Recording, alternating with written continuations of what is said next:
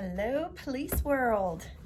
I am Mariah, and I have been telling people that I will start making and releasing videos about law enforcement mental health and about support for spouses and about all the things that I do for a living. And I've been saying that for 2 years. 2 years, not months, not weeks, years. And I just keep thinking well, I don't really have a good camera, I don't have good lighting, I haven't written out all the content, I haven't as you can see, I'm just in an office and all the reasons. And this morning I just woke up and I said, you know what, Mariah, your excuses suck. They suck. So we're just gonna wing it. We're just gonna wing it. I have absolutely no idea what I'm doing in terms of, I don't know how to edit videos. I don't plan on editing. Don't have a studio, don't have, I'm just using my phone. We're just gonna wing it because you know what? The most important thing is to get the information out there. So today I want to talk to you guys about nonverbal communication. Nonverbal connection. Because one of the biggest things that I hear from officers is I don't want to talk. And one of the biggest things I hear, okay, let me back up. Again, I'm not editing this. We're just gonna keep going. It's fine, it's fine. Not that they don't want to talk to me. They don't want to talk at home.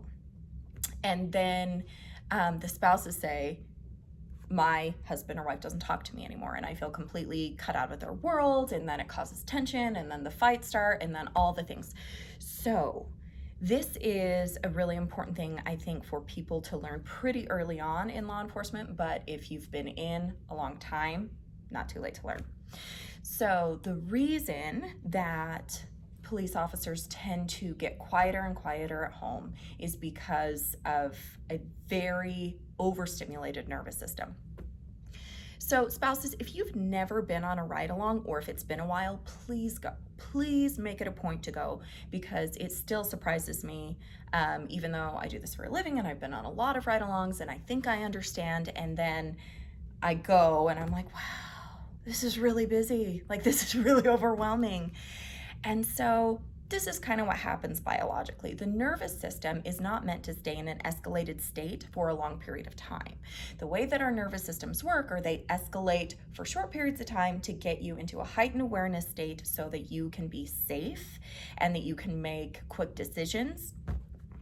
And basically the brain's job is to keep you alive, right? The brain doesn't actually care whether or not you're happy, but the brain does care whether or not you're alive.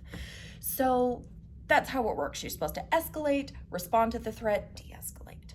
And unfortunately, in law enforcement, not just because of the constant threats and adrenaline and the volume of calls and the type of calls and the type of work that they do, but even just the hypervigilance, a lot of training and a lot of focus on staying hyper alert, hyper aware, and multitasking all the time, right? We know this. They're doing stuff on their MDT and the phone and driving and taking multiple calls and answering all the questions and de-escalating all the people, and it's nonstop. And as soon as you're done with that, you go to the next one, you go to the next one.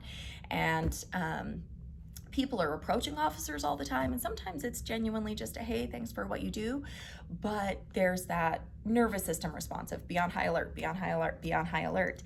And then it's also the pressure of most are being recorded all the time, right? Either by their own body cameras or by the public's cameras or whatever. And so then there's the thought of say the right thing, say the right thing, don't mess up, say the right thing, do the right thing. And a lot of times there's no right thing. There's the wrong thing, and then there are 20 perfectly reasonable options available to any officer at any given time for any situation. And they have to pick one. And they have to do it quickly, and they have to be very confident in their decision. And this isn't just one time. This is back to back, call after call after call after call after call, mission after mission after mission after, well, I guess they call them operations, right? Now I'm jumping to military. And so what that does is their brain, your brain, depending on if you're a spouse or a cop listening to this, is escalated and in overdrive well beyond what it's supposed to be, what the nervous system is designed to tolerate. So that just results in a very loud head. There is a lot of mental noise going on in the brain beyond what what we call normal limits, right? So beyond the normal limits of what the human brain is sort of designed to do comfortably, they now are doing, or you now are doing, 12 to 14 hours a day, which is not built into the design. You're capable of it, you can do it, but not comfortably. And so in order to balance that out, to recover from that extended heightened state, so there's sort of this wear and tear on the nervous system, and the way that the body recovers from that is through silence, which is something that cops rarely get. And it's really interesting because a lot of cops will tell me, I can't stand just sitting there, I don't like the silence, and yet it's the thing that they need. Other cops will tell me, yeah, I crave it. So essentially, that need to not talk really is not about I'm ornery, I'm despondent, I'm disconnected, I don't care about what you have to say. None of that is true. What it is the brain and nervous system saying, we're done. We are done. Shut it down. We can't keep this pace. So then we tend to not want to talk. We tend to want those silences, those breaks, those low energy moments. I think most people at this point understand the adrenaline dump, but even in the absence of adrenaline spikes, even just that heightened awareness and that constant pressure to notice everything, say everything, do everything, we're not designed to do that. We're supposed to have and then come back down and rest and recover, and then come back down and rest and recover, and law enforcement doesn't allow for that. So when you notice yourself or your spouse being a lot quieter, please take the time to notice what meaning you're assigning to his or her silence. Because a lot of times the default thought is they're angry, they're disinterested, they're upset, they don't care, they're apathetic, they're recovering. And while I would never advocate for that's an excuse to never be a decent spouse, it is a reason to look for ways to connect without words. And the more we're willing to do this, the quicker, for ourselves and for our spouse, the quicker that nervous system will recover and be ready to engage in normal social interactions again. The more we push it, tell me about your day. What's wrong? What's wrong? I can tell something's wrong. What's wrong? Talk to me. You never talk to me, right? That's and then the system can't recover. So something that I really recommend both to the officers and their spouses are find ways to engage in nonverbal connection, ways where you can feel like you are spending meaningful time together without conversation or verbal anything being the primary language. So the way that my husband and I tend to do that is through card games. Now, Mike did not love in fact, Mike hated card games other than blackjack, which doesn't even count as a card game, when we got married. But he was willing to learn. I think he knows 5 or 6 now, which is huge for him. Kudos to Mike Ike. Because when it's quick, it's accessible, it doesn't cost anything. If we have 15 minutes, it's something that we can fill that 15 minutes with and then go back to whatever. So it has to be very readily accessible.